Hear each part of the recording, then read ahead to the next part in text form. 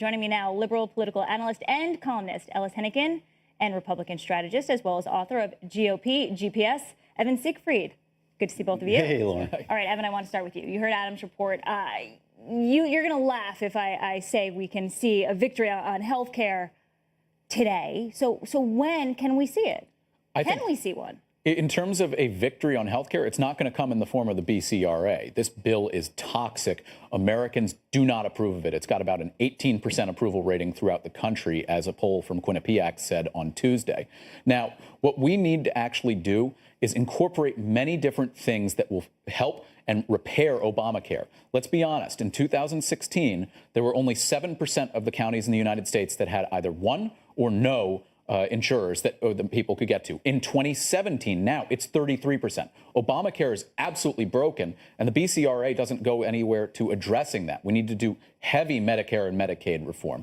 When Medicaid only reimburses 61 cents on the dollar for compared to Medicare.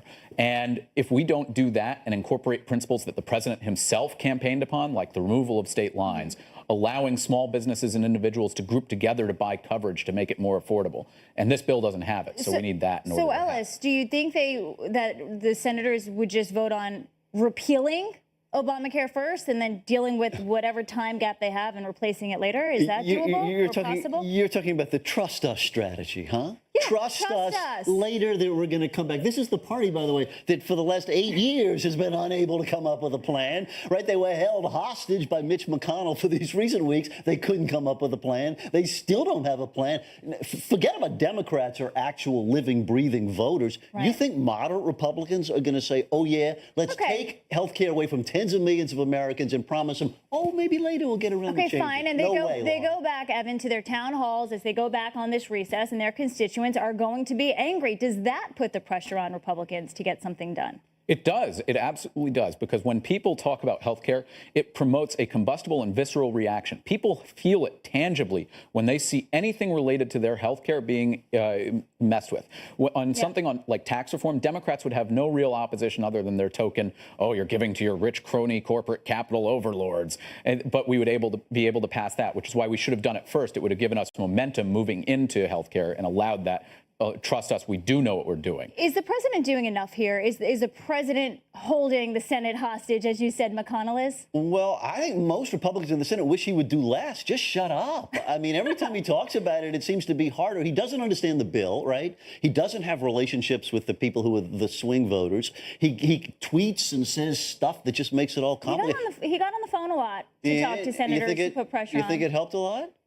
Unfortunately, at this point, it doesn't seem like it has. What do you think about that, Evan? Well, I think Ellis is hitting on to something, but at the same time, we need Democrats to show up. 65% of the American people believe that a bipartisan grand compromise should be forged, and no Democrat has stood up and said, we are coming to you, Mitch McConnell, we want to be there. But Ryan, hold on a second. As soon as you're willing to have a conversation that says, how are we going to fix the problems? Democrats on Capitol Hill and the DSCC and the DCCC who manage the campaign arms are hoping that this passes, because they think that they'll use it as the albatross around our neck. They want it to pass at the expense of the American people. So why would Democrats do that? We could talk about this for ages, but we got to leave it here. Stay with us. Don't go far.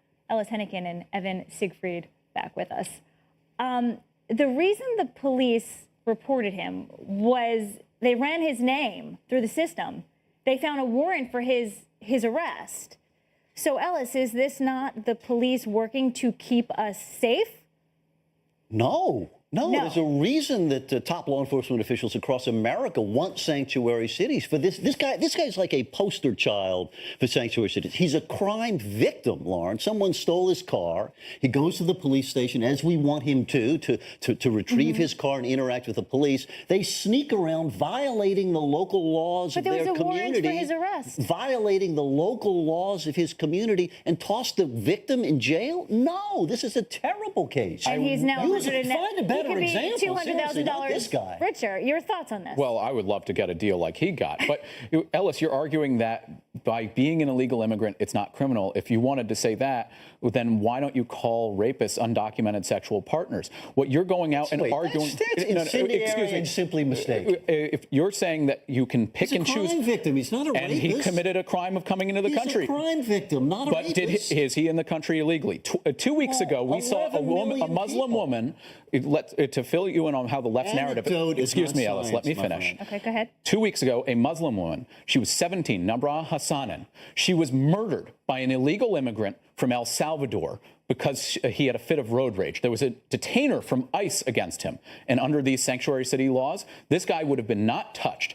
And Nabra Hassanin would have still been alive had he been deported. But what we're seeing is the left, when they first heard about it, it was a Muslim woman. They said, oh, it's got to be a Donald Trump fan who did this in some fit of rage. The second they found out it was an illegal immigrant, complete silence, wouldn't talk about it, wouldn't talk about the fact that it's a tragedy. There is no city in America, despite the passionate argument, that allows people to commit murder without there being arrested. So let's put that aside. Yes, but what we're talking about is criminal, illegal actions. There is a reason that we want to have good relations with the people in our community. There are 11 million people who are here, 12 million people who are here in our country illegally. We don't want to deport them all. We don't want to arrest them all. We ought to have some rational system We in want the place. bad ones out. Absolutely. But, you know, anecdote is not science here. The truth of the matter is that these people are less likely than American citizens to commit crimes. Not more likely, they're scared. less What's likely. your argument there? Less likely. Ellis, why are Democrats actually creating in New York City an office to take care of criminal immigrants?